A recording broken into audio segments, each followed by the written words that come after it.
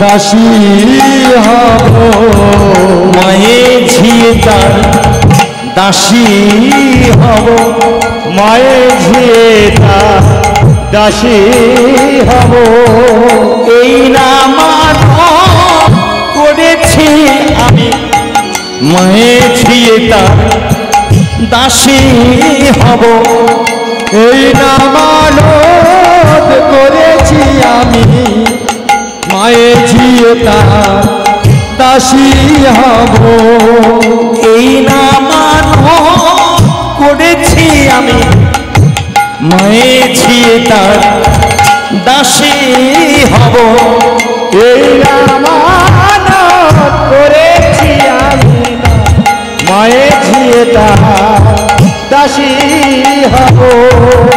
এই জন্মে নয় জন্মে জন্মে মায়ের ঝিয়ে তার দাসী হব। ও জন্মে নয় জন্মে জন্মে মায়ের ঝিয়ে তার দাসী হব। এ জন্মে নয় জন্মে জন্মে মায়ের ঝিয়ে তার দাসী হব। এ জন্মে নয় জন্মে জন্মে আমরা মায়ের ঝিয়ে তার দাসী হব। এ জন্মে নয় জন্মে জন্মে মায়ের ঝিয়ে তার দাসী হব। এ জন্মে নয় জন্মে জন্মে মায়ের ঝিয়ে তার দাসী হব। হরে কৃষ্ণ। বিধির কাছে মানত করেছি, বিধি যদি আমার অন্ধ মেয়েটার নয়ন দান করে, তাহলে মায়ের ঝিয়ে দুজনে মিলে জন্ম জন্মান্তরে বিধির দাসী হব। বিধি কোলে বসেছিল, তখন একটা হরকা মেরে নেমে যাওয়ার চেষ্টা করছে, মা তুলে ধরেছে, ওঠ ওঠ, কোল থেকে নেমে যাচ্ছে। কি দুষ্টু তুই, আমি জানি না 4 আঙুল বয়সে যে পয়জান হয়েছিস, বড় হলে হাই পয়জান হবি, তোকে আমি ছাড়বো? মা সাপটে কোলে ধরে আছে। গোপাল মনে মনে করছে, মা যদি না ছাড়ে তাহলে তো রাধার নয়ন হবে না, তাহলে মা ছাড়বে কি করে? চিন্তা করতে করতে দেখে না মায়ের গলায় একটা গজমতির হার আছে। গোপাল কোলে বসে বসে সেই হাতটা ধরে এমনি এমনি করে চটকাচ্ছে। মা মনে মনে করছে, ও ছেলে মানুষ, হার চটকাচ্ছে, চটকাকো কি করবে? কিন্তু তো ছেলে মানুষ না, কি ও কি বাচ্চা? ও তো চৌবাচ্চা। হ্যাঁ, ও তো বাচ্চা না, চৌবাচ্চা। হ্যাঁ, তা কি করেছে? ওই কোলে বসে বসে হাত ধরে চটকাতে চটকাতে খুব জোর টান মেরেছে। আহা গজমতির হার গোপাল ছিড়িয়া ফেলিল, গজমতির হার গোপাল ছিড়িয়া ফেলিল, গজমতির হার গোপাল ছিড়িয়া ফেলিল, গজমতির হার গোপাল ছিড়িয়া ফেলিল। গোপালের রাখিয়া মতি কুড়াতে লাগিল, গোপালের রাখিয়া মতি কুড়াতে লাগিল, গোপালের রাখিয়া মতি কুড়াতে লাগিল। গোপালের রাখিয়া মতি কুড়াতে লাগিল। যেই হাত ছিঁড়ে ফেলেছে, সঙ্গে সঙ্গে গোপালকে ধিপ করে বসিয়ে দিয়েছে। বস, হতচ্ছাড়া উন্মুখ ছেলে কোথাকার, হাতটা ছিঁড়ে কি করলি? যশোদার কীর্তিদার দুজনে মিলে মতিমালাগুলো কুড়োচ্ছে, আর আবার গোপাল সুযোগ পেয়ে কি করেছে? চলেছে চলেছে চলেছে চলেছে চলেছে চলেছে চলেছে হামাগুড়ি দিয়ে দিয়ে চলেছে চলেছে হামাগুড়ি দিয়ে দিয়ে চলেছে চলেছে হামাগুড়ি দিয়ে দিয়ে চলেছে চলেছে ওরা হামাগুড়ি দিয়ে দিয়ে চলেছে চলেছে হামাগুড়ি দিয়ে দিয়ে চলেছে চলেছে হামাগুড়ি দিয়ে দিয়ে চলেছে চলেছে হামাগুড়ি দিয়ে দিয়ে চলেছে চলেছে হামাগুড়ি দিয়ে দিয়ে চলেছে চলেছে চলেছে চলেছে চলেছে চলেছে চলেছে চলেছে। গেছে কোন দিকে? যে দোলনার উপরে রাধারানীকে শয়ন করানো আছে সেই দোলনার দিকে চলেছে। হরে কৃষ্ণ। শ্রদ্ধেয় প্রণম্য ভক্তমণ্ডলী, আমার কৃষ্ণদাস মাতৃমণ্ডলী, তাহলে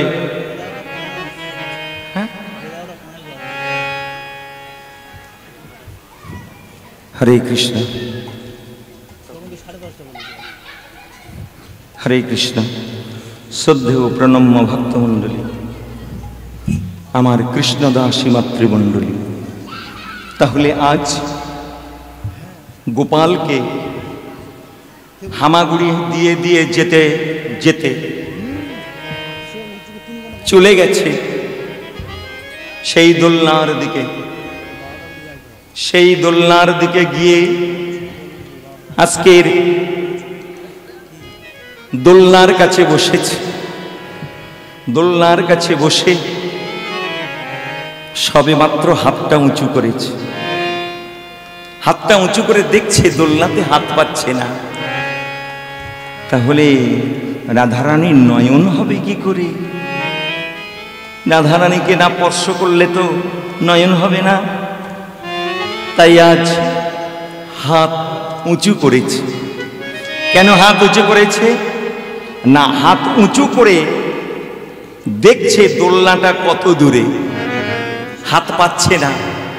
তাই কি করলেন? রাধারানীর জয়ধ্বনি দিলেন, জয় জয় বৃন্দাবন বিলাসিনী রাধারানী কি জয়। হরে কৃষ্ণ। ভগবানের জয়ধ্বনি দেবেন, রাধারানীর জয়ধ্বনি দেবেন, তাও প্রচন্ড কষ্ট। ভগবত কৃপা লাভ হবে কি করে? হরে কৃষ্ণ। তার একবার অন্তত বলি, আপনারা জয়ধ্বনি করুন। জয় জয় বৃন্দাবন বিলাসিনী রাধারানী কি।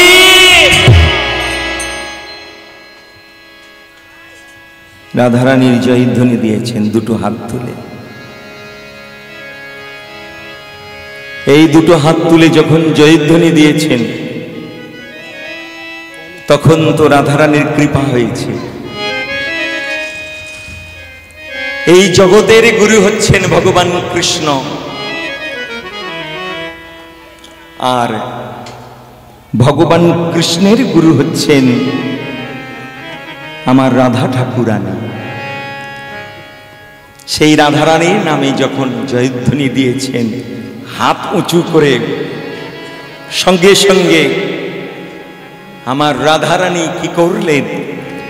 কৃষ্ণের প্রতি করুণা করে দোলনার ফাঁক দিয়ে হাতটা ঝুলিয়ে দিয়েছে। যখন হাতটা ঝুলিয়ে দিয়েছেন তখন আমার অনাদির আদি বিশ্ব সৃষ্টির স্রষ্টা ভগবান কৃষ্ণ হাত উঁচু করে রাধারানীর হাতে হাত দেবেন, কিন্তু তথাপিও হাত পাচ্ছেন না। কেন? ইনি তো দাঁড়াতে পারেন না, এখন শুধু বসতে পারেন। হ্যাঁ, হাত পাচ্ছেন না। হরে কৃষ্ণ। শ্রদ্ধেয় প্রণম্য ভক্তমণ্ডলী, তাহলে হাত না উঁচু করলে কৃপা হয় না। হ্যাঁ, তার প্রমাণটা কোথায় আছে? তাহলে একটু ভাগবতের দিকে চলে যাই, গেলে আপনারা প্রমাণ পাবেন। যখন গঙ্গাপুত্র ভীষ্ম সরসজ্জায় শয়ন করেছিলেন, ওই সময় পঞ্চ পাণ্ডব সহ দ্রৌপদী, কুন্তী দেবী, ইনারা সপরিবারে গিয়েছিলেন। সপরিবারে গিয়ে দেখছেন গঙ্গাপুত্র ভীষ্ম ফুপিয়ে ফুপিয়ে কাঁদছে। অর্জুন জিজ্ঞাসা করছে, দাদু সরসজ্জায় শয়ন করে তুমি কাঁদছো কেন? এই তো আমরা সবাই এসেছি, যখন বলেছে সবাই এসেছে, গঙ্গাপুত্র ভীষ্ম তখন বলছে, তোমরা যারা এসেছো আমার ব্যথা নিবারণ করতে কেউ পারবে না। আমার ব্যথা নিবারণ করতে যে পারবে সে এখনো এলো না।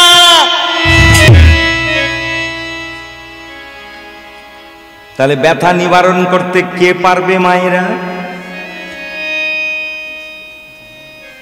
কার মুখাপেক্ষী হয়ে আছে সরসজ্জায় শয়ন করে?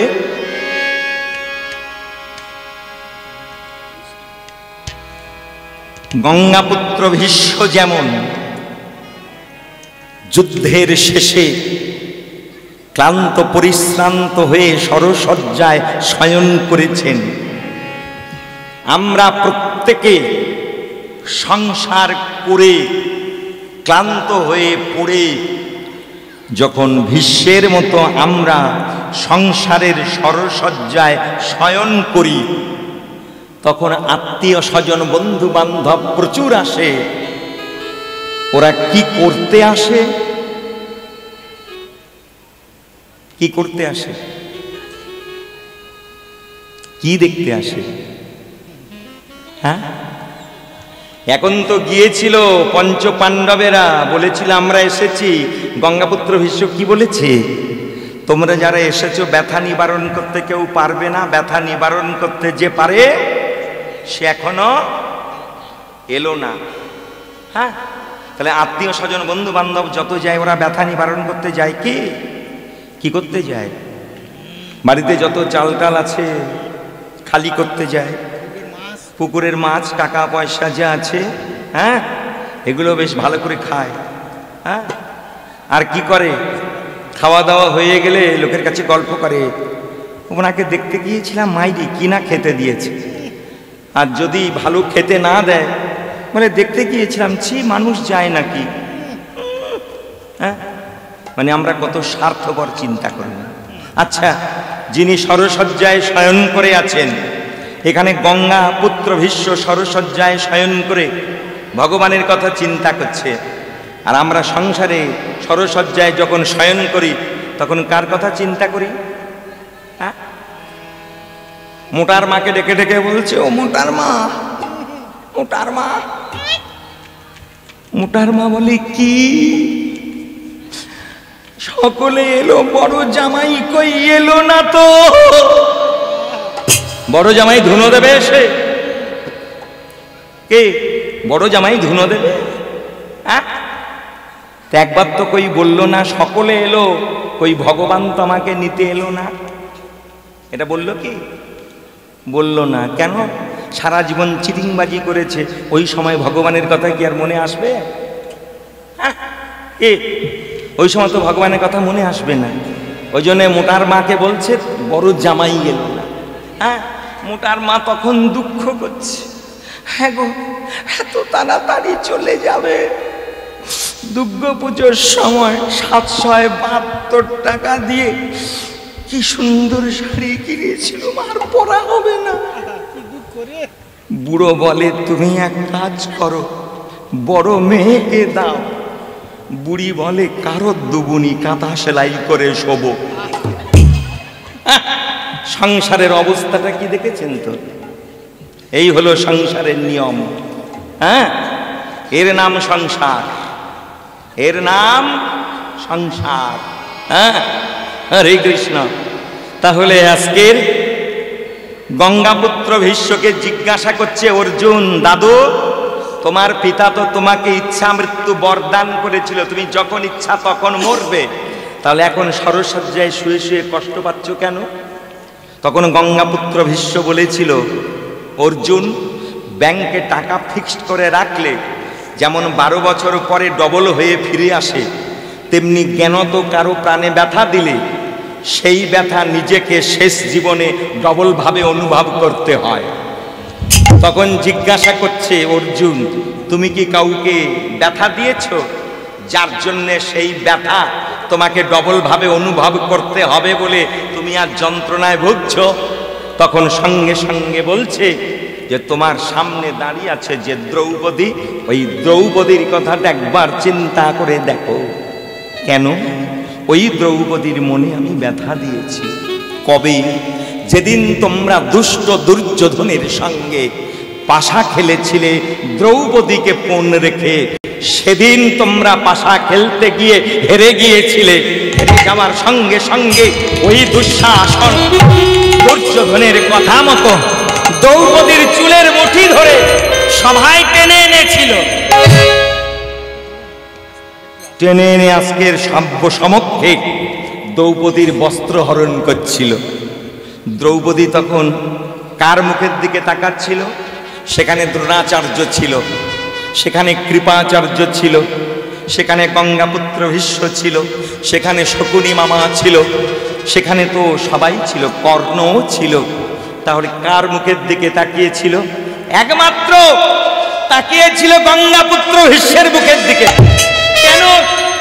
দাদু পারলে পারে দুঃশাসনকে শান্ত ক্ষান্ত করতে, তাই আজ গঙ্গাপুত্র ভীষ্ম একটাও কথা বলেনি।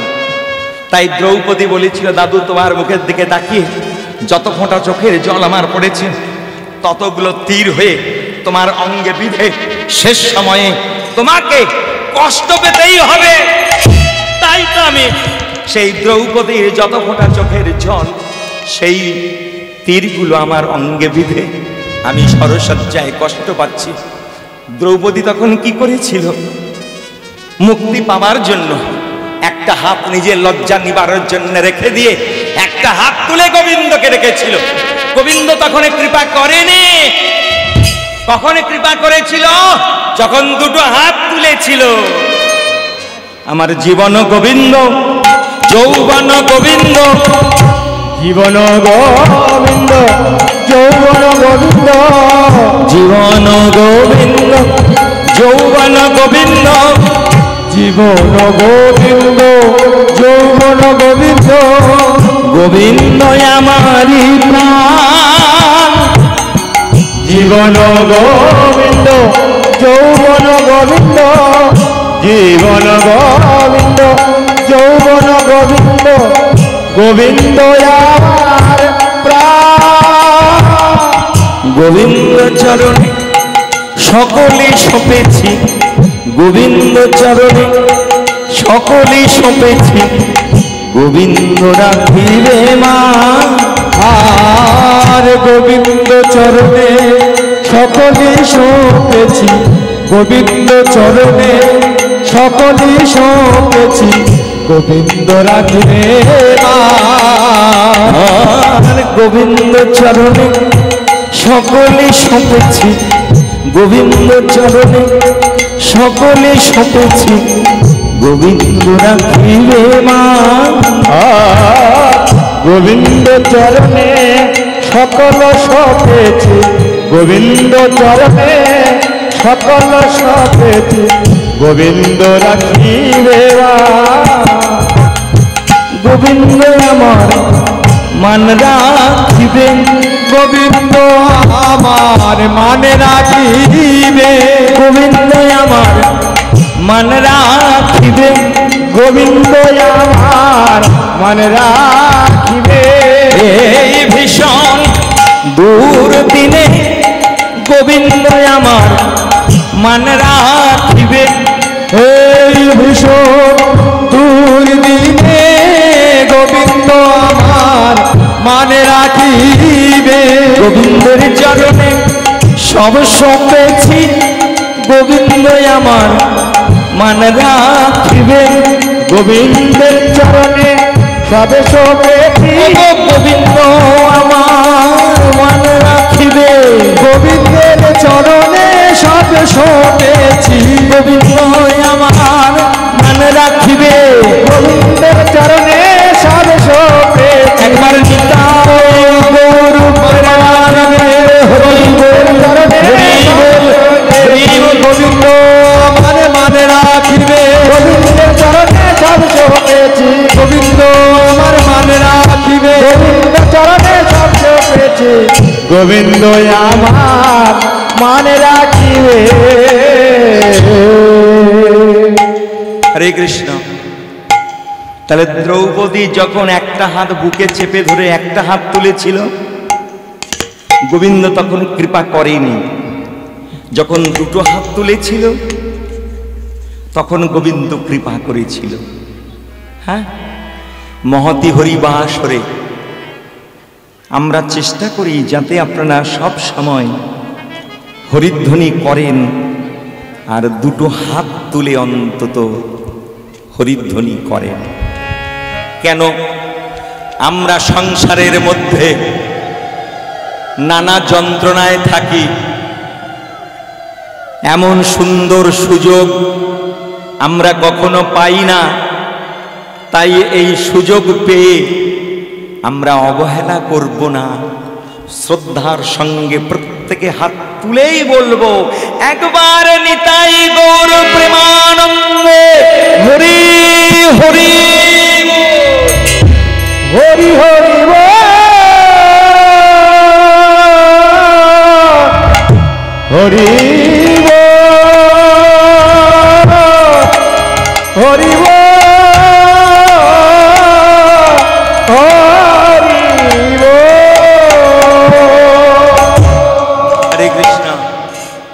তাহলে দ্রৌপদী যখন দুটো হাত তুলে আমার গোবিন্দকে স্মরণ করেছিল, আমার গোবিন্দ তখন কি করেছিল? বিপদ থেকে রক্ষা করেছিল। কাপড় যে খুলে নিচ্ছিল দুঃশাসন, সেই বিপদ থেকে রক্ষা করেছিল আমার গোবিন্দ। তাহলে আমরা যদি দুটো হাত তুলে গোবিন্দকে স্মরণ করি বিপদের সময়, নিশ্চয়ই দ্রৌপদীর মতো গোবিন্দ আমাদের রক্ষা করবেন। হ্যাঁ, তাই দুটো হাত তুলে যখন গোবিন্দকে স্মরণ করেছিল, গোবিন্দ তখন হুড় হুড় হুড় হুড় করে কাপড় দিচ্ছিল। দুঃশাসন টেনে টেনে টেনে টেনে ঘেমে নিয়ে গেছে, কাপড় এত জমা হয়ে গেছে, মাঝে মাঝে ঘাম মুছে মুছে ফেলছে। এত কাপড় আসছে কোথা থেকে? হ্যাঁ, আসছে কোথা থেকে? যারা কাপড় খুলছে ওরা হচ্ছে 100 ভাই, 100 ভাইয়ের 100টা বউ আছে। আমার গোবিন্দ প্রতিটা বউকে উলঙ্গ করিয়ে, মানে ন্যাংট করিয়ে, তাদের কাপড় নিয়ে দ্রৌপদীর লজ্জা নিবারণ করাচ্ছেন। কেন? জগতের প্রত্যেকটি মানুষকে দেখিয়ে দিচ্ছে, ওগো পরের বউয়ের কাপড়ে হাত দিও না। পরের বউয়ের কাপড়ে হাত দিলে ঘরের বউদের কাপড় অন্য লোকে খুলে নিয়ে যাবে। কে? আমার ভগবান কৃষ্ণ জানিয়ে দিয়েছেন। তাই যারা কাপড় খুলছিল তাদের বউদের ন্যাংটো করে কাপড় নিয়ে যোগান দিচ্ছে। হ্যাঁ, তা দ্রৌপদী কি এমন স্বীকৃতি অর্জন করেছিল যার জন্য এত কাপড় পাচ্ছে? তাহলে আপনাদের আর একটা জায়গায় যেতে হবে, তবে এই কথাটা মীমাংসা হবে, নইলে মীমাংসা হবে না। হ্যাঁ, যুধিষ্ঠির যখন রাজসূয় যজ্ঞ করেছিল, সেই রাজসূয় যজ্ঞের সময় তিনি কাকে সভাপতি করবেন এই কথা চিন্তা করছিলেন। চিন্তা করতে করতে হঠাৎ মনে পড়ল তার মামার ছেলের কথা। কে মামা? কুন্তী দেবী হচ্ছেন মা, ওনার ভাইকে বসুদেব। তাহলে বসুদেবের ছেলেকে কৃষ্ণ, কৃষ্ণ হচ্ছে মামার ছেলে। মামার ছেলে কৃষ্ণের কথা চিন্তা করেছে। যখন কৃষ্ণের কথা চিন্তা করেছে, তখন কৃষ্ণের কথা চিন্তা করে দ্বারকায় চলে গেছে। কৃষ্ণ কৃষ্ণ বলি ডাকিতে লাগিল, ডাকিতে লাগিল। কৃষ্ণ এসে আমার যুধিষ্ঠিরের সম্মুখে দাঁড়াইল। দাঁড়াইল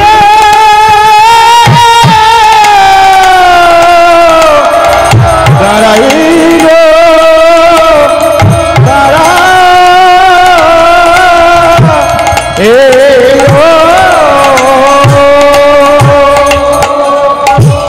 দাদা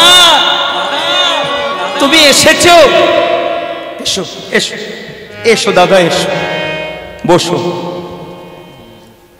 যুধিষ্ঠির বসেছে। কৃষ্ণ বলছে, দাদা হঠাৎ দ্বারকায় আগমন, সংবাদ শুভ তো? যুধিষ্ঠির বলছে, হ্যাঁ কৃষ্ণ, সংবাদ শুভ। তবে আমি রাজস্ব যজ্ঞ করছি, তুমি তো শুনেছ। যজ্ঞের নিমন্ত্রণ তো তোমাকে করেছি, কিন্তু সভাপতি কাকে করব আমি ঠিক করতে পারিনি। তাই তোমাকে সভাপতি করব বলে পুনরায় তোমার কাছে এসেছি। তুমি আমার রাজস্ব যজ্ঞের সভাপতি হও। কৃষ্ণ বলছে, দাদা, যজ্ঞ করবেন সেই যজ্ঞের সভাপতি একটু বয়স্ক লোক হওয়া দরকার। যুধিষ্ঠির বলছে, কেন? সভাপতি যিনি হবেন তার কথা তো সবার শুনতে হবে। আমি একটু চ্যাংড়া মতো, আমি সভাপতি হলে আমার কথা কি সবাই শুনবে? যুধিষ্ঠির বলছে, তুমি সভাপতি হও, তোমার কথা সবাই শুনবে। তাহলে তুমি আমাকে সভাপতি করছো? বলে, হ্যাঁ, তুমি সভাপতি হলেই আমি তোমাকে সভাপতি করব। তুমি সভাপতি। আচ্ছা, তুমি নিমন্ত্রণ কাদের করেছো? বলে, কেন, সবাইকে নিমন্ত্রণ করেছি। বলে, তোমার চিরশত্রু দুর্যোধন, তাকে তুমি নিমন্ত্রণ করেছো? বলে, হ্যাঁ, তাকে আমি নিমন্ত্রণ করেছি। বেশ, দুর্যোধনকে যদি তুমি নিমন্ত্রণ করো, তাহলে দুর্যোধনকে আমি রাজস্ব যজ্ঞের ক্যাশিয়ার করব। কৃষ্ণ, যে আমার চিরশত্রু, তাকে আমি নিমন্ত্রণ করেছি বলে তুমি তাকে ক্যাশিয়ার করবে? কৃষ্ণ বলছে, দাদা, ওর নাম কি? বলে, দুর্যোধন। বলে, দুর্যোধন নাম কেন? বলে, তা জানি না তো। বলে, দুর্জয় ধনের অধিকারী। ওকে যদি ক্যাশিয়ার করি, তোমার ক্যাশে যদি 5,000 টাকা থাকে, দুর্যোধন যদি ক্যাশিয়ার হয়ে ক্যাশে হাত রাখে, তাহলে 50,000 টাকা হবে। ওর হাতের এমন ক্ষমতা, ওই জন্য ওর নাম দুর্যোধন। ওকে আমি ক্যাশিয়ার করতে চাই। রাজস্ব যজ্ঞে তুমি যত দান করবে, তুমি যত খরচ করবে, বিন্দু মাত্র কম পড়বে না। যুধিষ্ঠির বলছে, বেশ, তাহলে তুমি ওকে ক্যাশিয়ার করো। বলে, ভীম কোথায়? বলে, ভীমকে খুঁজছো কেন? বলে, ভীমকে খুঁজছি, ওর তো একটা দায়িত্ব দিতে হবে। কি দায়িত্ব দেবে? বলে, ভীমকে পরিবেশনের দায়িত্ব দেব। পরিবেশন? হ্যাঁ, যত আত্মীয় স্বজন বন্ধু বান্ধব যজ্ঞে নিমন্ত্রিত হয়ে প্রসাদ পেতে আসবেন, সেই প্রসাদ ভীমই দেবে। যুধিষ্ঠির বলছে, এত ব্যক্তি থাকতে ভীমকে প্রসাদ দেওয়ার দায়িত্ব দিচ্ছ কেন? কৃষ্ণ বলছে, ভীমকে প্রসাদের দায়িত্ব দিলে কোনো অসুবিধা আছে? বলে, ও তো ঘন্টায় ঘন্টায় 25 জনের খাবার একসঙ্গে খায়। তা ওর যদি পরিবেশনের দায়িত্ব দাও, ও ঘন্টায় ঘন্টায় খাবারগুলো সব খাবে। যারা খেতে আসবে নিমন্ত্রিত ব্যক্তি, ওরা কি আর খেতে পাবে না? ওই খাবে। ভগবান কৃষ্ণ বলছে, যে খায় বেশি, ওকে পরিবেশনের দায়িত্ব দিতে হয়। কেন? পরিবেশন করতে করতে খাবারের গন্ধে ওর পেটটা এমন ভরে যাবে, পরিবেশনের শেষে যখন খেতে বসবে, ও তো এতগুলো খায়, পরিবেশন করে খেতে বসলে ও এই কটার বেশি আর খেতে পারবে না। ওই জন্যে ওর পরিবেশনের দায়িত্ব দিচ্ছে। ভালো, ভীমকে পরিবেশনের দায়িত্ব দিল। এইবার যুধিষ্ঠির বলছে, আচ্ছা কৃষ্ণ, তুমি কি শুধু সভাপতি হবে, আর কোনো কাজ করবে না? দাদা, তুমি এত বড় যজ্ঞ করছো, সেই যজ্ঞে আমি শুধু সভাপতি হব না, আমি আরো দুটো কাজের দায়িত্ব নেব। কি কাজের দায়িত্ব নেবে ভাই? জগতের মানুষ যে কাজ করতে চায় না, লজ্জা পায়, প্রেস্টিজে লাগে, আমি সেই দুটো কাজ করব। কি কাজ? তোমার যত নিমন্ত্রিত ব্যক্তি আসবে, সেই নিমন্ত্রিত ব্যক্তিদের চরণ ধৌত করে দিতে হবে। সেই চরণ ধৌত করার দায়িত্বটা আমি নিলাম। হরে কৃষ্ণ। তাহলে বলুন, কৃষ্ণ সমস্ত নিমন্ত্রিত ব্যক্তিদের চরণ ধৌত করে দেবেন দায়িত্ব নিল। তাহলে আমরা কত মানুষের চরণে জল দেই? হ্যাঁ, কে?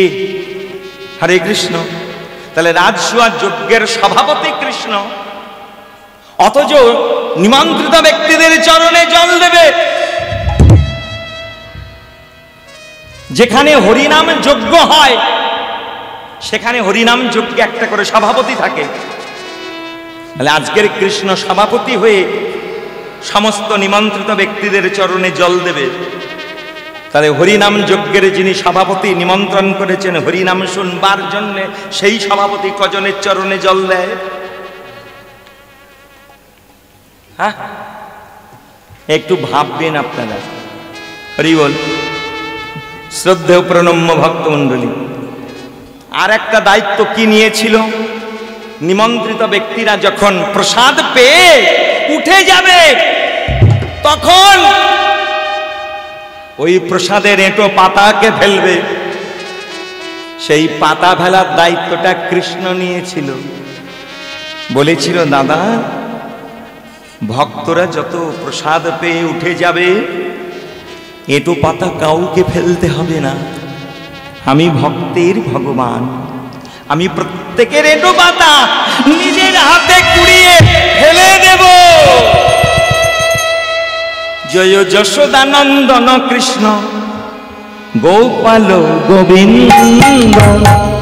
যশোদানন্দন কৃষ্ণ গোপাল গোবিন্দ। যশোদানন্দন কৃষ্ণ গোপাল গোবিন্দ। জয় যশোদানন্দন কৃষ্ণ গোপাল গোবিন্দ। মদন মোহন হরি অনন্ত মুকুন্দ। মদন মোহন হরি অনন্ত মুকুন্দ। মদন মোহন হরি অনন্ত মুকুন্দ। মদন মোহন হরি অনন্ত মুকুন্দ। যশোদানন্দন কৃষ্ণ গোপাল গোবিন্দ। জয় যশোদানন্দন কৃষ্ণ গোপাল গোবিন্দ। অচ্যুত মাধব রাম বৃন্দাবন চন্দ্র। অচ্যুত মাধব নাম বৃন্দাবন চন্দ্র। অচ্যুত মাধব রাম বৃন্দাবন চন্দ্র। অচ্যুত মাধব রাম বৃন্দাবন চন্দ্র। মুরলী বাদন শ্যাম গোপী জনানন্দ। মুরলী বাদন শ্যাম গোপী জনানন্দ। মুরলী বাদন শ্যাম গোপী জনানন্দ। মুরলী বাদন গোপী জনানন্দ। যশোদানন্দন কৃষ্ণ গোপাল গোবিন্দ। জয় যশোদানন্দন কৃষ্ণ গোপাল গোবিন্দ। জয় যশোদানন্দন কৃষ্ণ গোপাল গোবিন্দ। জয় যশোদানন্দন কৃষ্ণ গোপাল গোবিন্দ। সবে মিলে তার জয় দাও। সবে মিলে তার জয় দাও। সবে মিলে তার জয় দাও। সবে মিলে তার জয় দাও। জয় দিলে জয়ী হবে। সবে মিলে তার জয় দাও। জয় দিলে জয়ী হবে। সবে মিলে তার জয় দাও। জয় না দিলে ক্ষয় হবে। সবে মিলে তার জয় দাও। জয় না দিলে ক্ষয় হবে। সবে মিলে তার জয় দাও। জয় না দিলে ক্ষয় হবে। সবে মিলে তার জয় দাও। জয় না দিলে ক্ষয় হবে। যশোদা নন্দনের নামে সবে মিলে জয় দাও, যশোদা নন্দনের নামে সবে মিলে জয় দাও, একবার নিতাই জয় দাও, সবে মিলে তার জয় দাও, জয় দিলে জয়ী হবে, সবে মিলে তার জয় দাও, সবে মিলে তার জয় দাও, সবে মিলে তার জয় দাও। জয় জয় যশোদা নন্দন কৃষ্ণ ভগবান কি হরে কৃষ্ণ। শ্রদ্ধ প্রণম্য ভক্তমণ্ডলী, আমার কৃষ্ণদাসী মাতৃমণ্ডলী, আজকের যশোদা নন্দন কৃষ্ণ তাহলে দায়িত্বগুলো পালন করবেন বলে কথা দিয়ে রাজসোয়া যজ্ঞের সভাপতি হয়েছে। আর সেই রাজসোয়া যজ্ঞে নিমন্ত্রিত হয়ে আসছেন শিশুপাল। সেই শিশুপাল রাজসোয়া যজ্ঞে নিমন্ত্রিত হয়ে আসছেন। এই নিমন্ত্রিত শিশুপাল কি করলেন? রাজসোয়া যজ্ঞে প্রবেশ করে যজ্ঞমণ্ডপ দর্শন করছে। বাহ!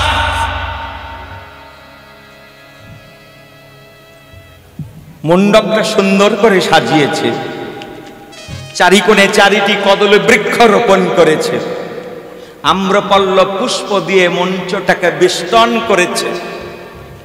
সভাপতির আসনে কে বসেছে? ও কৃষ্ণ। তুই সভাপতি? কে তোকে সভাপতি করেছে? তুই না গোয়ালার ছেলে, তুই না চোর, তুই পরের মেয়ের কাপড় নিয়ে গাছুতে বসে পুপু করে বাঁশি বাজা, লোকের বাড়িতে চুরি করে খাস, তুই গরু চড়াস। যে তোকে সভাপতি বলে মানে মানবে? আমি মানবো না। ভগবান কৃষ্ণ শিশুপালের এই সব অন্যায় কথা শুনছে, একবারও কিছু বলেনি। মা মনে মনে চিন্তা করছে, শিশুপালের মায়ের সঙ্গে আমার কথা ছিল, শিশুপাল আমার কাছে 100 অপরাধ করলে আমি ক্ষমা করে দেব, 101টা অপরাধ করলে আমি তাকে শেষ করব। তাই আজ কত অপরাধ করছে দেখি। ভগবান গুনে গুনে যাচ্ছে আর বলে বলে যাচ্ছে। যখন 100 পেরিয়ে গিয়ে 101 হয়েছে, সঙ্গে সঙ্গে কৃষ্ণ সুদর্শন সুদর্শন সুদর্শন বলে ডাকিতে লাগিল, ডাকিতে লাগিল। সুদর্শন চক্র আসে সম্মুখে দাঁড়াইল, দাঁড়াইল দাঁড়াইল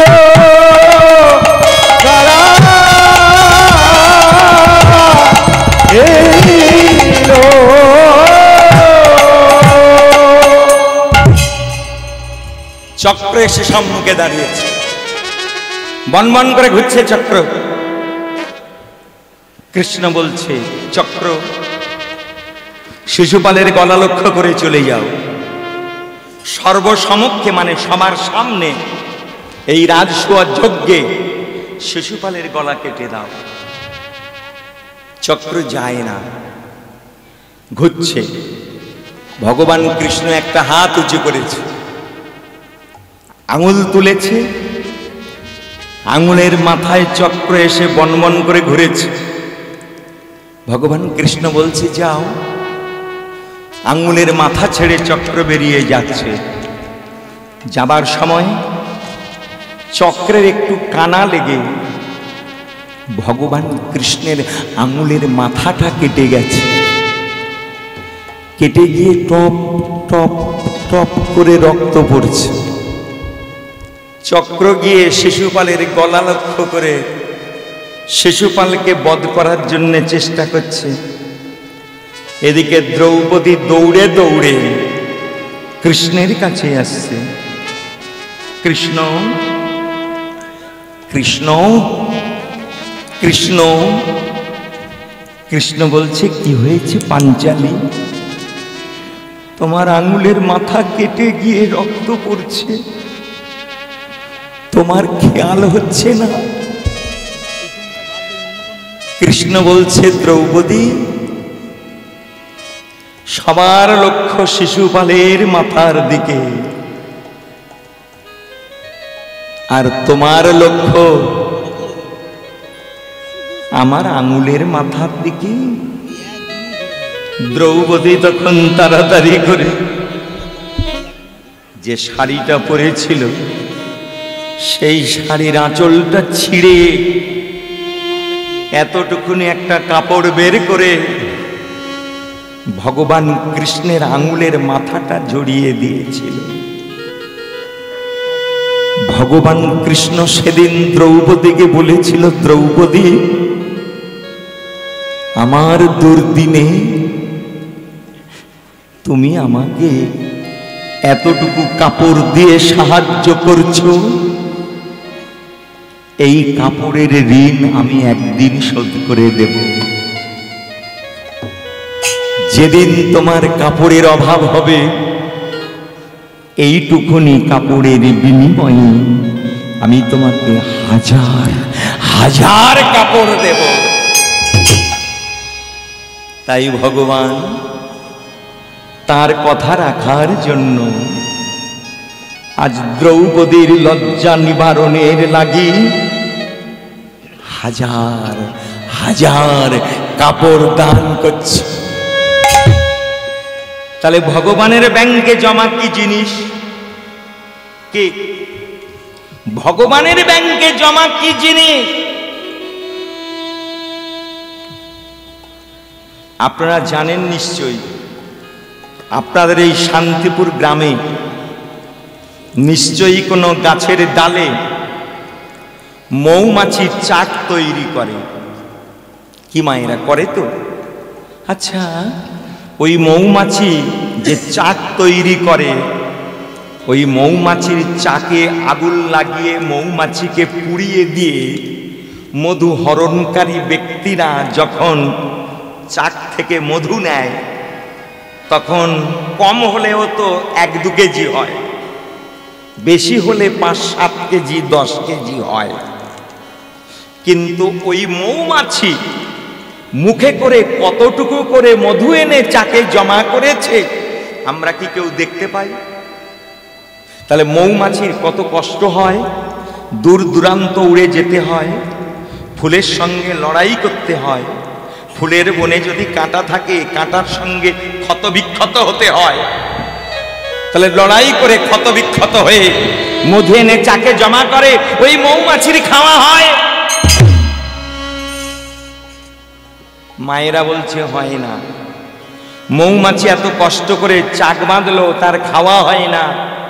তাহলে আপনারা গাধার খাটুনি খেটে মাথার ঘাম পায়ে ফেলে প্রত্যেকে একটা করে ব্যাংকে চাক বেঁধেছেন, ওই চাকে যে টাকা জমাচ্ছেন ও কি আপনাদের খাওয়া হবে?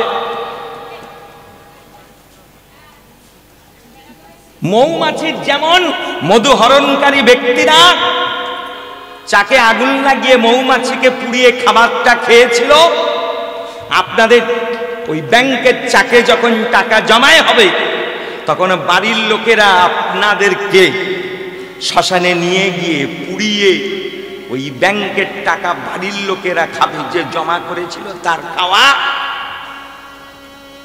হবে না। তাহলে বাড়ির লোকে যারা খাবে ওরা কি খেলে কোনো লাভ হবে? লাভ হবে না। হ্যাঁ, দ্রৌপদী যেমন ভগবানের সেবায় কাপড়টা লাগিয়েছিল, দ্রৌপদীর যেমন লাভ হয়েছিল, ঠিক তেমনি এখানে মন্দিরে ছাদের উপরটা ফেটে গিয়ে জল পড়ছে শুনেছি। প্রত্যেকের উচিত, প্রত্যেকের কর্তব্য কিছু কিছু টাকা দিয়ে ওটাকে ঠিক করা। দ্রৌপদী যেমন এতটুকুনি কাপড়ের বিনিময়ে হাজার হাজার কাপড় পেয়েছে, আপনি 2-10 হাজারের বিনিময়ে পরজন্মে 20-50 হাজার টাকা পাবেন একবার। নিতাই গৌর প্রেমানন্দে। যদি বলেন কমিটি কি আপনার বলে দিয়েছে, না, কথার মধ্যে এসে গেছে বলে ফেলেছে। এতে আপনাদের আত্মকল্যাণ হবে, এতে ভগবতের কৃপা লাভ হবে। এ কাজ করলে আপনাদের সুখ সমাবৃদ্ধি ঘটবে। হরে কৃষ্ণ। শ্রদ্ধেয় প্রণম্য ভক্তমণ্ডলী, কৃষ্ণদাসী মাতৃমণ্ডলী, আর একটা কথা আমি আপনাদেরকে বলবো। আমি ঠিক 12টা পর্যন্ত থাকছি। 12টার পরে আসবেন আমারই পরিচিত, উনি আমাকে ভুলতে পারেন কিন্তু আমি ওনাকে ভুলিনি। আমার শ্যামলদা, শ্যামল নস্কর, যার সঙ্গে খেয়াদায় আমার খুব ভালো করে পরিচয় হয়েছিল, তিনি আমার পরে আসছেন 12টার সময়। আপনারা গান শুনবেন। আমি বৈষ্ণব মানুষ বলছি, সত্যি উনি ভালো গান করেন, আপনাদের আনন্দ দিতে পারবেন। হরে কৃষ্ণ।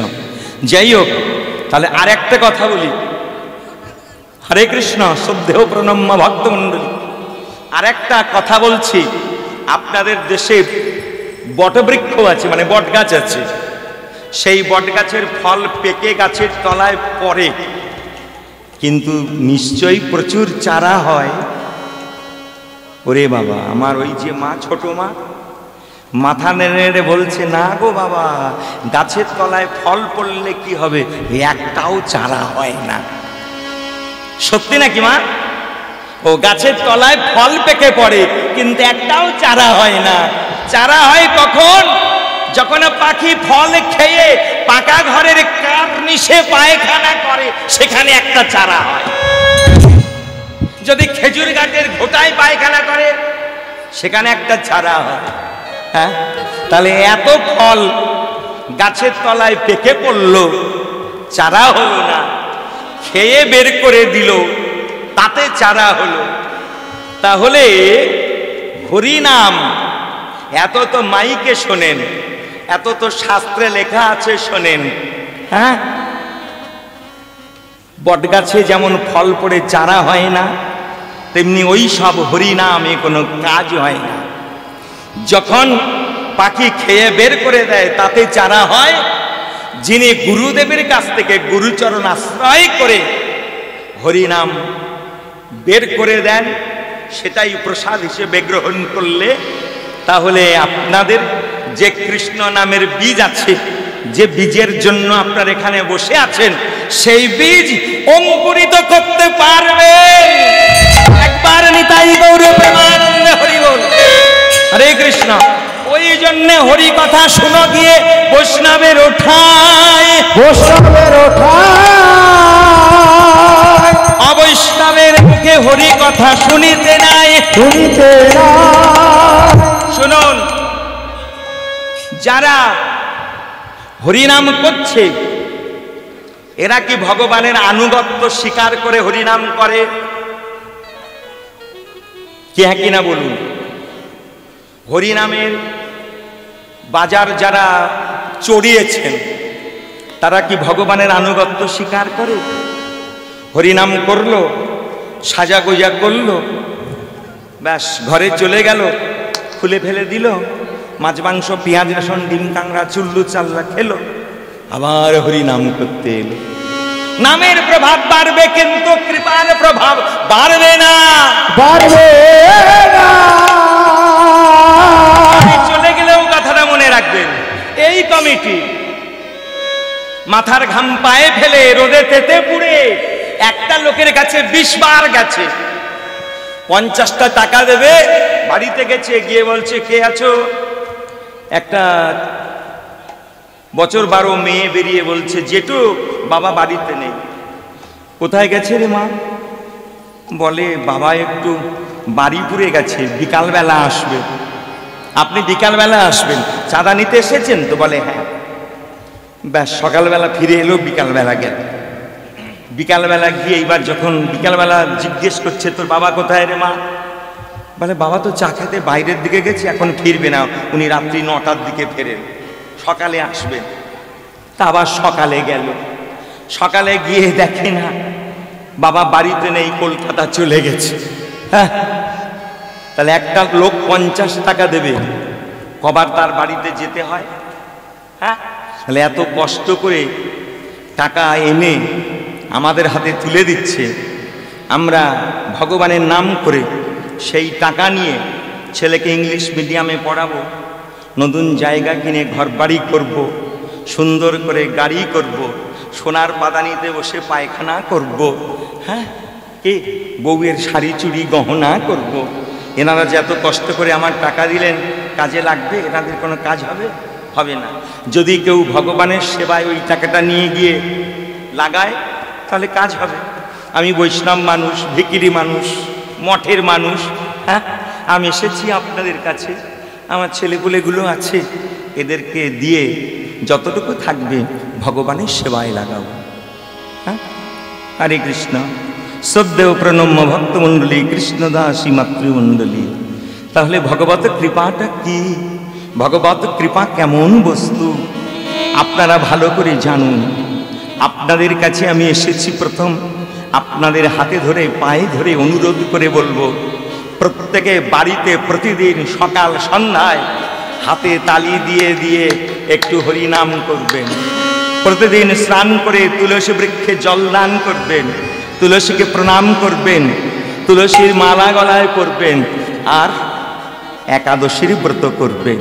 এই তিনটে কাজ আপনারা করুন, আপনাদের ভগবত কৃপা লাভ হবে হবে হবে।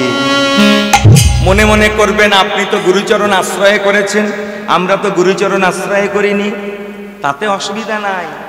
আগুনে হাত দিলে পড়ে, আবার অনিচ্ছায় হাত দিলে পড়ে। হ্যাঁ, হেলা করে নাম বললে নামের কৃপা হবে, আর শ্রদ্ধা করে নাম বললে নামের কৃপা হবে। যেভাবে হোক নাম বলুন, কৃপা হবে। তাই আপনাদের কাছে আমার স্বনির্বন্ধ অনুরোধ, আপনারা তিনটে কাজ করবেন।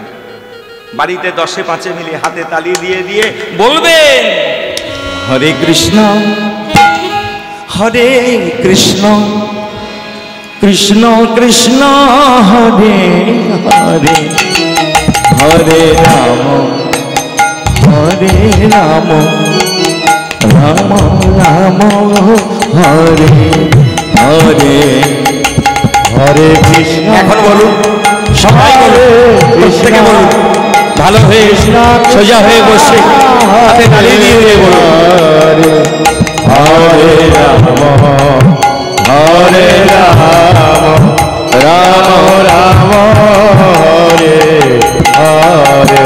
ওমা, এটা হলো মহামন্ত্র, এই কলিযুগের মহাঔষধি।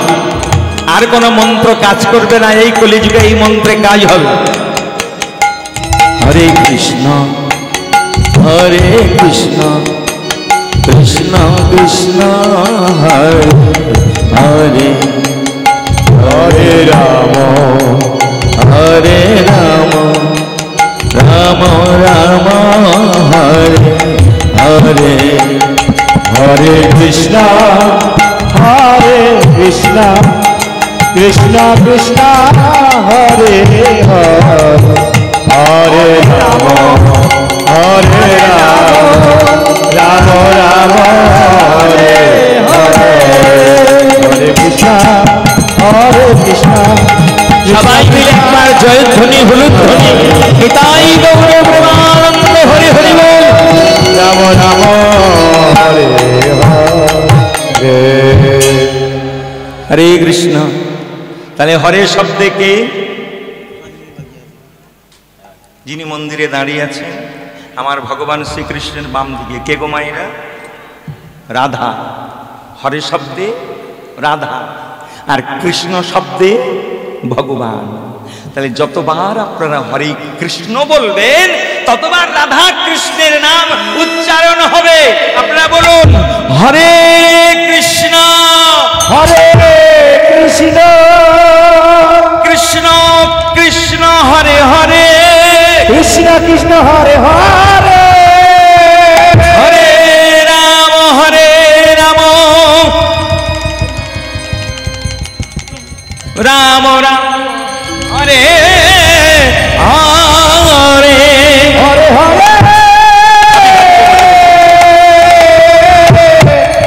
হরে, হরে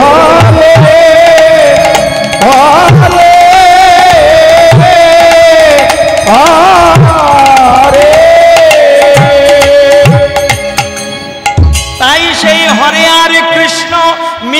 হবে বলে, মিলিত হব বলে আজ দোলনার উপরে হরে শয়ন করে আছে। কে? যেখান থেকে ছেড়েছিলাম দোলনার উপরে হরে শয়ন করে আছে, আর কৃষ্ণ গিয়ে হাত উঁচু করেছে, রাধারানী হাত ঝুলিয়ে দিয়েছে। যখন রাধারানী হাত ঝুলিয়ে দিয়েছে, ভগবান কৃষ্ণ রাধারানীর হাতে হাত দিয়ে আজ সোজা হয়ে দাঁড়িয়ে রাধারানীর চরণ দুটি স্পর্শ করেছে। কেন? আমি কৃষ্ণ, আমি জগতের গুরু, আর কৃষ্ণের গুরু হচ্ছে রাধা। তাই রাধার চরণে হাত রেখেছে। রাধার চরণে হাত রেখে বলছে, রাধে তুমি তো প্রতিজ্ঞা করেছিলে নয়ন মেলে আমাকে দেখবে, তাই আমি এসেছি। তুমি একবার নয়ন মেলো, দেখো আমি তোমার সম্মুখে। রাধারানী সঙ্গে সঙ্গে কি করেছে? সেই দোলনায় শয়ন করেছিলেন, উঠে বসে এখন বধূর গলা জড়ায়ে ধরে, বধূর গলা জড়ায়ে ধরে, বধূর গলা জড়ায়ে ধরে, বধূর গলা জড়ায়ে ধরে। এসেছো বধূ, এসেছো বলে বধূর গলা জড়ায়ে ধরে, এসেছো বধূ, এসেছো বলে বধূর গলা জড়ায়ে ধরে। এসেছো বধূ, এসেছো বলে বধূর গলা জড়ায়ে ধরে, এসেছো বধূ, এসেছো বলে বধূর গলা জড়ায়ে ধরে, এসেছো বধূ, এসেছো বলে বধূর গলা জড়ায়ে ধরে। এসেছো বধূ, এসেছো বলে বধূর গলা জড়ায়ে ধরে। এসেছো বধূ, এসেছো বলে বধূর গলা জড়ায়ে ধরে। এসেছো বধূ, এসেছো বলে বধূর গলা জড়ায়ে ধরে। ওমা রাধা ঠাকুরানী ভগবান কৃষ্ণের গলা জড়িয়ে ধরেছে। জড়িয়ে ধরে আজ দোলনার উপর থেকে দোলনার নিচে শ্যামের বামে দাঁড়াইল নবীনা কিশোরী, শ্যামের বামে দাঁড়াইল নবীনা কিশোরী, শ্যামের বামে দাঁড়াইল নবীনা কিশোরী, শ্যামের বামে দাঁড়াইল নবীনা কিশোরী। পশুপক্ষী অনুমন্ত দুহরূপ হেরি, পশুপক্ষী উন্মত্ত বহুরূপ হেরি, পশুপক্ষী অনুমন্ত দুহরূপ হেরি, পশুপক্ষী উন্মত্ত দুহরূপ হেরি। সেবা করা সখীগণ ধূপ দীপ লইয়া, সেবা করা সখীগণ ধূপ দীপ লইয়া, সেবা করা সখীগণ ধূপ দীপ লইয়া, সেবা করা সখীগণ ধূপ দীপ লইয়া। আরতি করিছে সবে হুলু হুলু দিয়া, আরতি করিতে সবে হুলো হুলো দিয়া, আজি আরতি করিছে সবে হুলু হুলু দিয়া, আজি আরতি করিছে সবে হুলু হুলু দিয়া। রাধা কৃষ্ণের গুণ গায়ে গায়ে সুখ সারি, রাধা কৃষ্ণের গুণ গায় গায়ে সুখ সারে, রাধা কৃষ্ণের গুণ গায়ে গায়ে সুখ সারি, রাধা কৃষ্ণের গুণ গায়ে গায়ে সুখ সারি। আমার কেন দাস মাগে রাধার চরণ মাধুরী, কেন রাসে মায়ে রাধার চরণ মাধুরী, আমার কেন দাস মাগে রাধার চরণ মাধুরী, কেন রাস মাগে রাধা চরণ মাধুরী। জয় রাধা রানী, জয় রাধা রানী, রাধা রানী জয় রাধা রানী, জয় রাধা রানী, রাধা রানী জয় রাধা রানী, জয় রাধা রানী, জয় রাধা রানী, রাধা রানী জয় রাধা রানী, জয় রাধা রানী, জয় রাধা রানী, রাধা রানী জয় রাধা রানী। আমার শ্যাম সুন্দরের মনমোহিনী রাধা রানী, রাধা রানী, আমার শ্যাম সুন্দরে মনমোহিনী রাধা রানী, জয় রাধা রানী, জয় রাধে, জয় রাধে, জয় রাধে, জয় রাধে, জয় রাধে, জয় রাধে জয় রাধে জয় রাধে। আজি এইখানে রহিল আমার লীলার মাধুরী, এইখানে রহিল আমার লীলার মাধুরী, আজি এইখানে রহিল প্রভুর লীলার মাধুরী, এখানে রহিল প্রভু লীলার মাধুরী। আরে চাঁদ বদনে প্রেমানন্দে বলুন গৌর হরি, চাঁদ বদনে প্রেমানন্দে বলুন গৌর হরি, চাঁদ বদনে প্রেমানন্দে বলুন গৌর হরি, চাঁদ বদনে প্রেমানন্দে বলুন গৌর হরি। হরি বল হরি বল হরি বল হরি বল হরি বল হরি বল হরি বল হরি হরি বল। জয় শ্রী শ্রী গুরু গৌরাঙ্গ গান্ধার বিকা গিরিধারী রাধা বিনোদ বিহারী জিউ কি জয়।